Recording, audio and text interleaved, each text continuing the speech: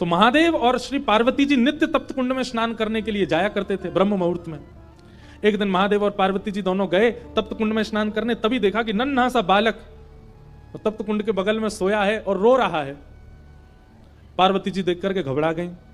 जैसे ही बालक को उठाने की, महादेव बोले रुक जाओ, ये कोई मायावी बालक लगता है, इतने विशाल पर्वतों के बीच में तप्त कुंड के पास ये नन्हा सा बालक यहां कैसे आ गया? ये कहीं किसी राक्षस की चाल तो नहीं, कोई मायावी क्रिया तो नहीं हो रही है, इसको गोद में मत लेना। परंतु पार्वती जो इतनी करुणा है, इतनी दया है उनके चित्त में, वो बोली आप तो ऐसे ही सोचते रहते हो, अरे नन्हा सा बालक, इतना ठंड पड़ रही है, रो रहा है और आप कह रहे हैं गोद में नहीं उठाऊं।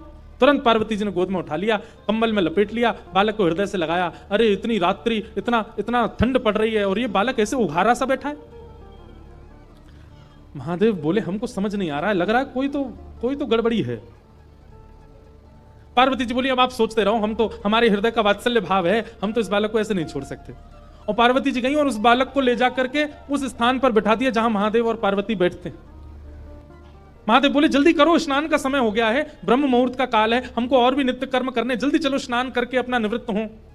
पार्वती जी बोली ये बालक अकेले छोड़ के जाएंगे, रोएगा, इसको खेलने के लिए कुछ खिलौना देना। पर यहां बद्रीनाथ में कहां खिलौने आए? तभी वहां बेर का वृक्ष है, बेर को ही संस्कृत में बदरी कहते हैं, बदरी फल।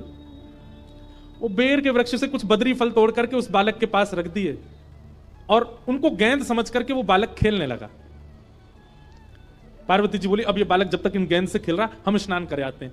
जैसे ही महादेव पार्वती जी के साथ गए, तप्त कुंड में स्नान आदि किया, अपना नित्य कर्म नियम करके जैसे ही लौट करके आए तो उस स्थान का द्वार, मुख्य द्वार बंद था।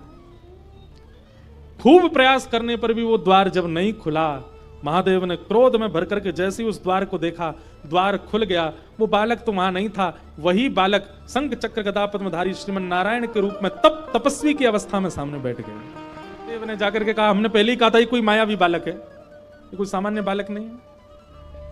लेकिन महादेव के नेत्रों में आंसू आ गए और प्रणाम करते हुए कहा श्रीमन नारायण आपको क्या आवश्यकता है तप करने की?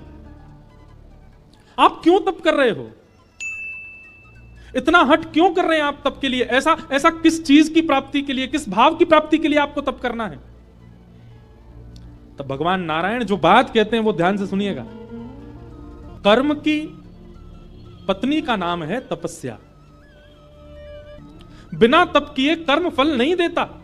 इसलिए श्रीमन नारायण भगवान कहते हैं कलिकाल में जन्म लेने वाले हर मानव के नाम का संकल्प लेकर के मैं ही तपस्या में बैठा हूं, मैं तपस्या कर रहा हूं। मेरा, आपका, हम सब का नाम लेकर के श्री बद्रीनाथ भगवान ही तपस्या में बैठे।